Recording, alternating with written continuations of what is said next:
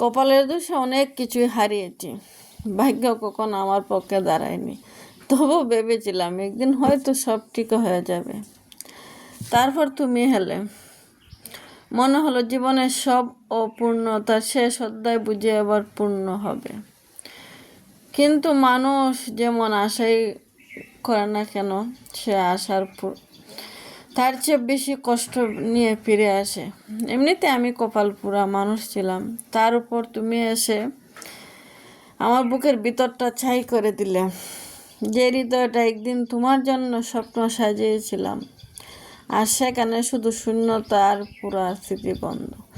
তুমি হয়তো নতুন গল্পে ভালো আছো, কিন্তু আমার প্রতিটি রাত আজও পুরনো স্মৃতি বয়ে দীর্ঘ হয়ে যায়। অভিযোগ নেই, শুধু একটাই আফসোস আছে। যাকে আপন ভেবেছিলাম সেই মানুষটাই সবচেয়ে বেশি দূরে চলে গেল। কিছু কত চোখে দেখা যায় না, তবুও সারা জীবন বয়ে বেড়াতে হয়। মানুষ দেখে আমি হাসছি, কিন্তু বুকের ভেতরে যে আগুন জ্বলছে তার দোয়া কেউ দেখে না। হয়তো একদিন সময়, একদিন সব কিছু মুছে যাবে। তবু কিছু মানুষ জীবনে আসে শুধু শেখানোর জন্য। সবাই তাকার প্রতিশ্রুতি দিলে সবাই শেষ পর্যন্ত তাকে না। তো খেয়ে যাবে, খেয়ে আসবে, তা নিয়ে আমার কোনো মাথা ব্যথা নেই, আর এমন জীবন চাইও না। তো যা আছে তাই নিয়ে আলহামদুলিল্লাহ আমাদের জীবন সুন্দর হোক আর সারা জীবন ভালো থাকি, এই নিয়েই আমার শুভকামনা। তো আছে নতুন একটি দিনে, নতুন একটি মুহূর্তে আপনাদের সাথে লাইজু চৌধুরী লাইফস্টাইল ব্লগ থেকে ভিডিওটি শুরু হলাম। তো ভিডিওটি শুরু হচ্ছে আজ বিকালবেলার থেকে। প্রতিনিয়ত আপনাদের সাথে আমি ভিডিওটি শুরু করি সকালে। তো ভাবলাম আমার আপুরা ভাইয়ারা তো সবাই আমার সকালবেলা রুটিনটা দেখে, আমার জীবনটা দেখে। তো আমার জীবন গল্পে আমার মা মেয়ের জীবনের গল্পটাই আপনাদের সাথে একটু শেয়ার করলাম, কিছুটা ভেবে নেবেন। তো কিছু মানুষ আসে আমাদের জীবনে অনেক কিছু শেখানোর জন্য। তো আমাদের মা মেয়ের জীবনের গল্প হয়তো শেষ হবে কখন জানি না। তো তবে চালিয়ে যাব যুদ্ধ, যতদিন যুদ্ধটা করে যেতে পারি, হয়তো একদিন তার সফলতা পাবো। তো সবাই হয়তো পায় না সহজে, অনেকে হয়তো সহজে পেয়ে যায়। আমিও একদিন পাবো, এই আসে আমার কাছে সবসময় মনে হয়। আর সৃষ্টিকর্তা তো আছেন। তো এদিকে আপনাদের সাথে বৃত্তির কিছু কথা বলে নিই। তো আমি একটা কেক বানানোর জন্য অনেক দিন ধরে ভাবতেছি যে ক্রিম এনে বানাবো। তো সবসময় আমি কেক বানাই, বাট কোনো সময় ক্রিম আনা হয় নাই, যেহেতু আমাদের এলাকায় কোনো ক্রিম পাওয়া যায় না। তো একটা স্বপ্ন হয়েছিল, ভাবছিলাম এখানে একটা ভালো ক্রিম পাবো। তো অনেক দিন কুচি এই ক্রিমটা পাইনি, লাস্ট পর্যন্ত শেষ এই ক্রিমটাই আনলাম। কিন্তু ভাবছিলাম যেরকম তার চেয়ে নিরাশাই হলাম। আমার টাকা আর শ্রম দুটি নষ্ট হলো। তাই হয়ে দেখলাম আসলে কেকটা এত বাজে হয়েছে আর এত বেমজা, মানে আমার কষ্টটাই বৃথা। আমি অনেক সময় ফ্রিজে রাখছিলাম, মানে ইউটিউবে যেভাবে নির্দেশনা দিচ্ছে সেভাবে করছি, কিন্তু কোনোভাবে আমার কেকটা হওয়ার নাই। তো যাই হোক, তারপরে কিছু করার নাই, তবে খাওয়া গেছে। তো এই তো আমার মেয়ে এদিকে, এটা আসলে একজন আমার মামাদের ভালোবাসা। তো আমার আম্মা গেছিলাম বাড়িতে, তো দিয়ে দিয়েছেন। তো আমার মেয়ে খুব খুশি, ও চকলেট খুব পছন্দ করে। তো বাইরের চকলেটগুলো অনেক মজা, আমি খাইয়ে দিচ্ছি, আসলে অনেক টেস্ট, এগুলো ফলও বাইরের। তো আমার মেয়ে পেয়ে খুবই খুশি। এগুলো তো ফল তেমন খায় না, তবে ওর চেয়ে বেশি খুশি হয়েছে তার চকলেটগুলো। তো এখন পড়াতে বসলাম, আর আমার শখের কাজটা আমি করি। আমার যখন খুব বেশি মন খারাপ থাকে, আর আমি যখন আমার মেয়েকে নিয়ে পড়তে বসাই, তখন আমি আমার শখের কাজটা করি। তো এই জামাটা আপনারা অনেক দিন ধরে দেখতেছেন, আরও কয়েকদিন দেখবেন, আমি নিজে যাই না। আমার একটা ড্রেস মেক করতে প্রায় 2-3 মাস চলে যায়, যেহেতু আমি মানে আমার যখন ভালো লাগার খারাপ লাগার মুহূর্তে আমি কাজটা করি। তো আমি সব সময় আর এই কাজটা করতে পারি না, সংসারে সব কিছু সামলিয়ে। বিকালে যেহেতু আমার টিউশনি থাকে, সকালে টিউশনি থাকে, মেয়ের স্কুল থাকে, মেয়েকে আবার স্কুলে আনা নেওয়া, ওর পড়াশোনা দেখাশোনা, ওর সম্পূর্ণ দায়িত্বটা আমাকে বহন করতে হয়। আর একজন মা হিসাবে আমাকে সব দায়িত্ব, আমি বাবা হিসাবে দায়িত্ব পালন করতে হয়, মা হিসাবে দায়িত্ব পালন করতে হয়। তো আমাদের মা মেয়ের গল্পটা আসলে এত সহজ না, অনেক জটিল, অনেক কঠিন। তো আমি কঠিনভাবে নিতে চাই না, আমি চাই সহজভাবেই। তো রাতের পর্ব শেষ করে আমি চলে আসলাম এখন সকালে। তখন সকালে আজকে একটু লেট হয়ে গেছে ঘুম থেকে উঠতে। তো আজকে জাস্ট খালি একটু নাস্তা রেডি করছি, আর স্টুডেন্টরা চলে আসছে। তখন নাস্তার করি নাই, এক গ্লাস পানি খেয়ে চলে আসলাম পড়াতে। হয়তো একটু কষ্ট হয়, তারপরও ভালো লাগে যে আমি নিজে রুজি করতে পারি, নিজে রাতে নিজে মানে কেউ বলতে হয় না যে আমার টাকায় চলো, আমার টাকায় খাও। আসলে নিজে উপার্জন করাটা এটা একটা আনন্দের বিষয়। যখন আর নিজের পায়ে দাঁড়ানোটা আমাদের প্রত্যেক মেয়েদেরই উচিত। আমরা আসলে যতই স্বামীর রোজগারে চলি আর ফ্যামিলির রোজগারে চলি, নিজের একটা আইডেন্টিটি তৈরি হওয়া দরকার। জীবন আসলে অনেক কষ্ট, অনেক জটিল। জীবনের সাথে আমরা আসলে তাল মিলিয়ে চলাটা সম্ভব হয় নাই।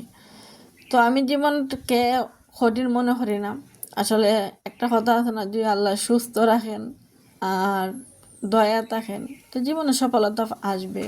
আর জীবনে দুঃখ আসবে, কষ্ট আসবে, অনেক সময় ভেঙে পড়বো, আবার গড়ে উঠবো। এটাই জীবন, এটাই মজা। এগিয়ে জীবন কোনো সময় ভালো না, ভালো লাগবে না, দেখবেন আপনি বুড়ো হয়ে যাবেন। হয়তো জীবনে বৈচিত্র্যময় ফিরে আয়, আবার এই কুল ভাঙে এই কুল গড়ে, এই তো নদীর খেলা। আমারও এই জীবনের এই গল্প এটাই। তো যাই হোক, আমার প্রতিটি মুহূর্ত, প্রতিটি সময় আমি আমার কাজকে ভালোবাসি। আর এটা আমার দায়িত্ব হিসেবে মনে হয় না, এটা আমার খুবই শখের কাজ। আমার ঘর গুছানো ছোটোবেলার থেকে আমার খুবই শখ। আর আমার শখ থেকে আমি এগুলো কাজ করে থাকি। আমার রুমটাকে আমি সুন্দর পরিপাটি, আমার যে আল্লাহ যায় না কবে সামর্থ্য দেবেন, সুন্দর হলে আমি অনেক কিছু করার শখ। যখন নিজের একটা ফ্ল্যাট করব, নিজের ফার্নিচারগুলো নিজের শখের মতন করে কিনবো, তখন এই স্বপ্নগুলো আমার সবসময় থাকে। তো আমার যা আছে তাই নিয়ে আমি রুমগুলোকে সুন্দর করে একটু পরিপাটি রাখার চেষ্টা করি। হয়তো আমার তেমন দামি ফার্নিচার নেই, যা আছে আল্লাহ রিজিকে যা রাখছে আলহামদুলিল্লাহ। তো আল্লাহ যেতটুকু যা রাখছে আমি মনে করি অনেক ভালো, অনেক শান্তিতে রাখছেন। আর সবচেয়ে বড় নিয়ামত হচ্ছে সুস্থ দেখা। আল্লাহ সুস্থতা হচ্ছে পৃথিবীর সবচেয়ে বড় নিয়ামত। এর চেয়ে বড় নিয়ামত আর কিছুই হতে পারে না। তো আমি একটা রোগে বিভিন্নভাবে টেনশনে আসলাম, ভাবছিলাম আসলে এবার কী হবে কী হবে। যাই হোক, আল্লাহ রহমত করছেন, সুস্থ এই রোগ থেকে মুক্তিও পাইছি। তো এখন একটা ডিপ্রেশনের রোগ আছি। তো আল্লাহ আপনাদের ভালোবাসা, আপনাদের দোয়ায় যদি আল্লাহ আমাকে সুস্থ জীবন, স্বাভাবিক জীবন যাপন করতে দেন, হয়তো আমি আপনাদের সামনে আরও ভালো ভালো কন্টেন্ট তৈরি করতে পারবো। আমি আমার মেয়েকে একটা প্রতিষ্ঠিত ভালো প্রতিষ্ঠানে পড়াতে পারবো। আসলে আমি সুস্থ থাকলে আমি অনেক কিছু করতে পারবো, আমি জানি। তো আল্লাহ যেন আমাকে সুস্থ রাখেন, এই দোয়াটাই আজকে করি। তো আপনার সাথে অনেক কথা বললাম। তো কথা বলতে বলতে আমার রুমগুলো গুছিয়ে নিলাম। তো আপনার সাথে একটু স্পিডই দেখাইলাম, অনেক সময় দেখলাম লং হয়ে গেছে। তো লং তো আসলে আজকে ভিডিওটা আপুরা বাইরে একটু বেশি লম্বা হয়ে গেছে। আমার বর্তা রেসিপিটা দেখাতে গিয়ে লাস্ট টাইম তার ভিডিওটা একটু লং হয়ে গেছে। তো আন্তরিকভাবে আমি দুঃখিত। তো একটু কষ্ট করে ভিডিওটা দেখে নেবেন। আর আমার যারা ভালোবাসা আপুরা ভাইয়েরা, তারা আশা করি আমার ভিডিওটা সম্পূর্ণ সুন্দরভাবে দেখে নেবেন। আর তাদের ভালোবাসায় আমার ছোট্ট এই ফ্যামিলিটি একটু একটু করে এগিয়ে যেতেছে। তো আশা করি সামনে আরও সুন্দরভাবে আমি এগিয়ে যাব আপনাদের এই দোয়ায়। তো এদিকে মাংস কেটে নিতেছি, আমার মেয়ের জন্য মুরগি রান্না করব। ও তো মুরগিটা বেশি পছন্দ করে। তো হালকা হাইটটা রেখে দিয়েছিলাম, তো আজকে রান্না করব। তো আমি এসে একটা ভর্তা করব। তো এই ভর্তাটা করার সময় প্রতিটি মুহূর্তে আমার একটা ফ্রেন্ডের কথা মনে পড়লো। আমার একটা বান্ধবী ছিল, ওই ভর্তাটা খুব পছন্দ করতো আমার হাতের। তো সে বলতো যে কোনোদিন আমি একটা রেস্টুরেন্ট দিতাম, তো তোর হাতে সব আগে আমি ভর্তাটা তৈরি করাইতাম। তো এই ভর্তাটা ওর কথা মনে হইলো, কোনোদিন যে সে আমার ভিডিওটা দেখে, তো তার জন্য রইল ভর্তার দাওয়াত, আমার বাসায় এসে যেন খেয়ে যায়। তো সবাই ব্যস্ততা, আমরাও সবাই ব্যস্ত, সংসার বাচ্চা কাচ্চা নিয়ে সবার সাথে হয়তো আর দেখা হয় না, তেমন যোগাযোগ হয় না। তবে মিস করি, মনে করি যখন যে কাজটা করি, যখন যে জিনিসটা দেখি। তো আজকে আবহাওয়াটা খুবই ভালো, আল্লাহর রহমত। এই সুন্দর প্রাকৃতিক একটা মনোরম পরিবেশ আমার খুবই ভালো লাগে। যখন হালকা একটু রোদ থাকে আর খুব বেশি একটা বাতাস থাকে, এটা যেন মন ছুঁয়ে যাওয়ার মতন একটা প্রকৃতি। তো এদিকে সব কিছু কেটে কুটে নিলাম। শুটকির মাথাটা শুধু কাটছি। এটা হয়েছে মনে হয় সেলা শুটকি বলে এটাকে। আপনারা কি বলেন আমি জানি না, আমরাও ছোলা শুটকি বলি। তো এই জন্য পেঁয়াজ আর রসুনটা কেটে নিলাম, আমি এগুলো ফলে দেবো। আর রসুনটা একটু তেতলাই নেব, শুটকিটা যে সময় তেতলাই নেব তখন আমি পেস্ট রসুনটাও তেতলাই নেব। অনেকে আপনি ইচ্ছা হলে বেটও দিতে পারবেন। তো শুটকিটা আমি ধুয়ে একটু পানি জড়াইছি। তো আপনারা চেষ্টা করবেন 2-3 ঘন্টা পানি জড়াতেন। আমার তো যেহেতু সময় কম, এদিকে স্কুলের টাইম হয়ে গেছে, মেয়ে চলে আসবে বাসায় খাইতে, টিফিনের সময় হয়ে গেছে যাইব, তো তাই তাড়াহুড়া করে বেজে নিলাম। আর আমি আসলে রান্না যে সময় করে একসাথে চাই, দুটাই একসাথে রান্না শেষ করতাম। তো আছে যেহেতু তরকারি আছে, তাই ভাবলাম যে একটা শুধু ভর্তাই করবো। তো হয়তো আমার তরকারিটা শেষ হবে, ভর্তাটা খাওয়া হইলো। তো অনেক দিন পর এই ভর্তাটা তৈরি করলাম। ভর্তাটা তৈরি করতে অনেক সময় লাগে, আবার এত সময় লাগে না যদি ধরেন মানে গুছিয়ে করা যায়। তো একটু সময় নিয়ে একটু ভালো করে বাদলি হয়। তো এদিকে আমি মাংসের তরকারিটা বসাই দিলাম, মাংসটা হইতাছে। একদিকে মাংসের তরকারি বসাইছি আর অন্যদিকে শুটকিটা আমি বাইজে নিছি। এখন এগুলোরে আস্তে আস্তে একটু তেতলে নেব। তো মাংসের রেসিপিটা আপনাদের সাথে শেয়ার করলাম না, সবাই যেহেতু মাংস তো আমার চেয়ে ভালো সুন্দর আপুরা দেখি রান্না করেন। তো এখন আমি শুটকিটাকে একটু তেতলাই নেব। তো যারা এইগুলা যে বলে কি বলে আমি নিজে জানি না, এগুলো আমি ডাহাতে নিয়ে আসছিলাম। তো এইগুলো শেষে আপনারা ফাটাতে শেষে করতে পারবেন, কোনো সমস্যা নাই, অথবা আদা সিরও করতে পারবেন, আপনাদের ইচ্ছা। জাস্ট খালি এটা একটু তেতলানি হইতো যাতে মশলাটা ঢুকে। আর গুঁড়ামরিচ যে আমরা খাই 1 চামচ বা 2 চামচ, আপনার জালের পরিমাণে আর বরশুটকির পরিমাণে একটু পরিমাপ করে গুললে নেবেন পানির মধ্যে।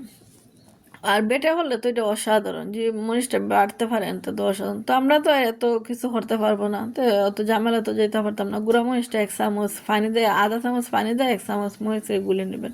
এই দেখেন আমি আধা সিরে দেখাইতেছি কত সুন্দর সিরে যায়।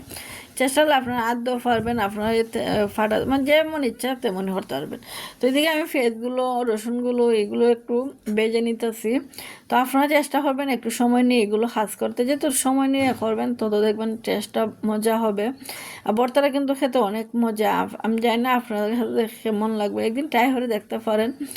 আর ভর্তা কিন্তু অনেক মজা হয়েছে, আমি খাইছি, আমার খুবই প্রিয়। তো এই শুটকিটা অনেকদিন আনা হয় নাই, যার কারণে আর বানানো হয়েছে না। তো আজকে গতকালকে আনা হয়েছে, তো ভাবলাম আজকে এটা বানাই। আর এই শুটকিটা কিন্তু খুবই স্বল্প দামে পাওয়া যায়, এটা বেশি একটা দামও না, খাইতো মজা। আর এই শুটকিটা আপনি খাটের বীজ ও বিরিয়ানি খাইতে খুব মজা লাগে, আলু দিয়ে বিরিয়ানি খাইতে মজা লাগে, আমি এভাবে খাই, আমার খুবই ভালো লাগে। তো আমি একটু পানি অ্যাড করে নিছি, পানিটা দিয়ে দিবেন যাতে শুটকির মধ্যে মশলা যেন যেগুলো মশলা দিছি, এগুলো মশলা বলতে কি আমি শুধু লাল মরিচটা দিছি আর কিছু না, আর পেঁয়াজ আর রসুন এগুলো দিয়ে আমি একটু নাড়াচাড়া হয়ে নিতেছি। আপনাদের একটু ভালো করে দেখাই নিলাম। লো ইটে একটু মানে বেশি ইট দিবেন না, হালকা একটু তাহলে একটু বেশি সময় নাড়াচাড়া করবেন, নাহলে কিন্তু ফুরে যাবে। আর একটু একটু ধৈর্যের ব্যাপার। তো এদিকে আমি ভর্তাটা শেষ করে দিলাম, তো মেয়ে স্কুল থেকে চলে আসলো, ওকে তাড়াতাড়ি খাওয়া দাওয়া করাইলাম, করাই স্কুলে পাঠাইলাম। আর এদিকে গোসল করলাম, গোসল করে কাপড় নাড়তে গেলাম। আর এত সুন্দর বাতাস, আপনাদের সাথে একটু শেয়ার না হলেই পারি না। আমার খুবই ভালো লাগে এরকম বাতাস আর এরকম প্রাকৃতিটা। ছাদ থেকে আসার মন চাইছে না, কিন্তু আসতে তো হবে, সংসার অনেক কাজকর্ম আছে যেহেতু। এদিকে আবার খাওয়া শেষ করতে হইব, মেয়ে আবার স্কুল থেকে আসবে, আবার ধরেন আরও ভিডিও কাজ আছে, ভিডিও এডিট করা। তো ফাইনালি দেখে নেবেন। তো ভালো থাকবেন ভিউয়ার্স, আসসালামু আলাইকুম।